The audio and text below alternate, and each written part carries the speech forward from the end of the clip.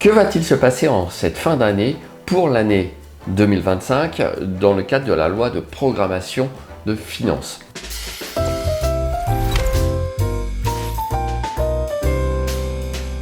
Le budget est serré et les députés rivalisent d'imagination pour inventer de nouvelles façons de taxer l'immobilier. Alors taxer la location courte durée, taxer pourquoi pas la plus-value à la revente. On va revenir sur les diverses dispositions qui sont envisagées. Toutes ces dispositions font suite à un rapport de Madame la députée Anaïs Glemer qui avait été rendu public avant l'été. Tout ça change et pas d'affolement. Vous allez pouvoir suivre notamment le vote définitif de la loi et je ferai des commentaires dans le cadre du droit d'investir. Vous le connaissez certainement, mon podcast pour investisseurs immobiliers. Ce podcast vous permettra de rester à jour facilement et notamment tous les mois d'avoir un direct avec moi en Zoom pour me poser toutes vos questions.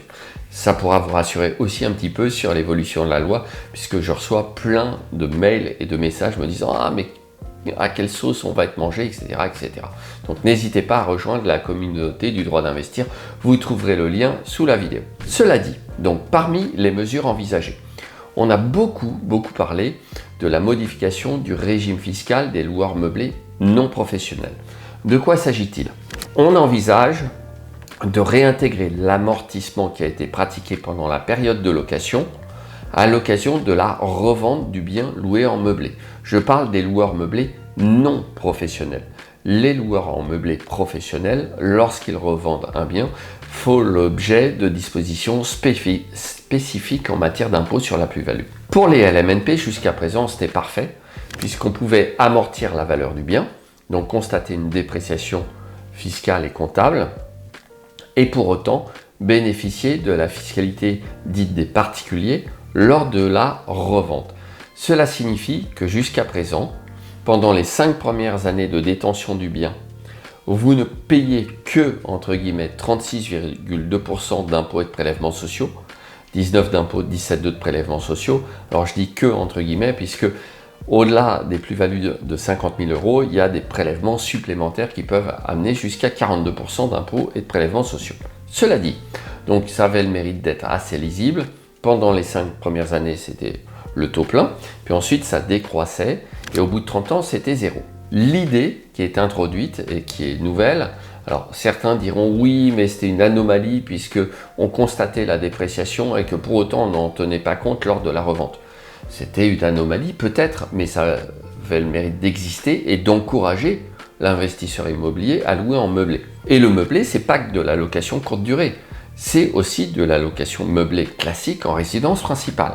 Donc, en introduisant cette disposition, je pense que les députés se tirent une balle dans le pied en matière de crise du logement. Cela dit, donc ce mécanisme viserait à réintroduire lors de la revente les amortissements à l'occasion du calcul de la plus-value. Je vous donne un exemple chiffré. Vous achetez un bien, 100 000 €. Je ne vais pas tenir compte des frais de notaire ou des travaux, de ce genre de choses. C'est juste pour la plus-value. 100 000 €. 10 ans après, vous le revendez 130 000 €. Votre calcul brut de plus-value est donc 130 moins 100. 30 000 de plus-value imposable. Mais si vous avez pratiqué, disons, 30 000 € d'amortissement, on va ajouter les 30 000 € d'amortissement aux 30 000 € de plus-value. Vous serez donc taxé non pas simplement sur la différence entre le prix de vente et le prix d'achat à l'origine, 30 000, mais sur le prix de vente moins le prix d'achat, 30 000, plus les 30 000 qu'on réintègre, c'est pour ça qu'on dit réintégrer, qu'on ajoute lors de la revente dans le calcul de la plus-value. Et votre plus-value taxable sera de 60 000 €. Évidemment, ça change tout, puisque vous aurez, puisque vous êtes au-delà, dans mon exemple des 5 premières années, 5 ans d'abattement, ce qui fera baisser un petit peu la note, peut-être aux alentours de 30-32%, mais ça sera sur une base taxable de 60 000 et non pas de 30. Donc évidemment, beaucoup plus d'impôts à payer. Alors, pourquoi est-ce qu'on fait ça? Apparemment, c'est pour récupérer de l'argent, puisque Madame la députée s'est émue dans son rapport que les loueurs meublés payaient pendant les premières années souvent peu ou pas d'impôts, en tout cas dans des proportions beaucoup plus importantes que les loueurs en nu. Donc l'idée serait de faire revenir les gens vers la location nue. Ce qui à mon sens est une erreur, puisque comme je le disais, la location meublée concerne aussi la résidence principale. Et là, il y a eu à un moment une confusion dans l'esprit des personnes qui proposent ce genre de réforme, puisqu'ils assimilent la location meublée à la location courte durée. Or, la colocation, c'est aussi de la location meublée. Donc si vous taxez beaucoup plus fortement à la revente des logements meublés, que vont faire les gens? Ils vont pas forcément repasser en nu. Ça n'a pas de sens de louer une colocation en location nue. Les étudiants, ils veulent du meublé, ils veulent pas du nu. Eh bien, tout simplement, vous allez décourager les investisseurs immobiliers, pour une part d'entre eux, de continuer à investir dans l'immobilier et ils vont s'orienter vers d'autres placements. Donc, moins de logements, globalement, pour les citoyens français. Ça, c'est une première mesure qui est envisagée. Attention, ce n'est pas encore voté. Comme je le dis et je le répète, tout ça fait l'objet de débats et ça ne sera définitivement tranché qu'à la fin de l'année 2024. Autre mesure envisagée, pourquoi pas, ça serait de modifier justement la plus-value et l'abattement pour durée de détention, voire de le supprimer. Donc ça voudrait dire qu'on paierait peut-être moins d'impôts sur la plus-value. Alors ça, c'est sous toute réserve, parce qu'ils ne sont pas très doués pour abaisser le montant des impôts, mais qu'on paierait par contre, quelle que soit la durée de détention. Ça viendrait contrebalancer la première mesure, puisque dans la première hypothèse, ce qui se passe, c'est que ça risque d'inciter tout simplement les gens à conserver plus longtemps les biens. Évidemment, si vous savez que vous allez être taxé beaucoup plus fortement à cause de la réintégration de la plus-value lors de la vente, dans le calcul de plus-value, la réintégration de l'amortissement lors de la vente dans le calcul de la plus-value, mais que vous avez un abattement, qu'est-ce que vous faites si vous pouvez, bien sûr? Vous gardez le bien plus longtemps, puisqu'en tout état de cause, plus vous le gardez longtemps, quelle que soit la base taxable, moins vous paierez en pourcentage sur cette base taxable. Ça risque donc d'inciter les gens à garder les biens plus longtemps. Si les gens gardent les biens plus longtemps, il y a moins de rotation du parc immobilier. Donc moins de logements disponibles, par exemple, à la location, et moins de recettes fiscales.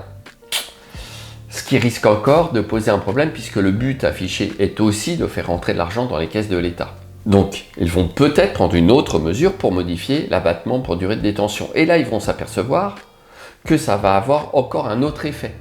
Puisque le problème majeur de toutes les mesures qui sont envisagées est l'absence évidente d'études d'impact sur l'investisseur immobilier et sur l'investissement immobilier en général.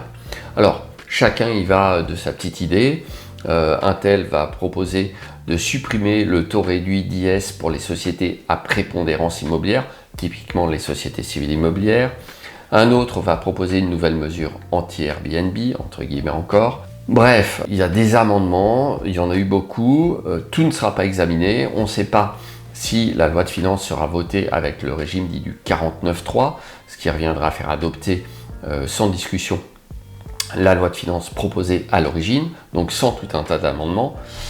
Pour l'instant, j'ai envie de vous dire, pas de panique, de toute façon, il est trop tard pour vous pour faire des modifications.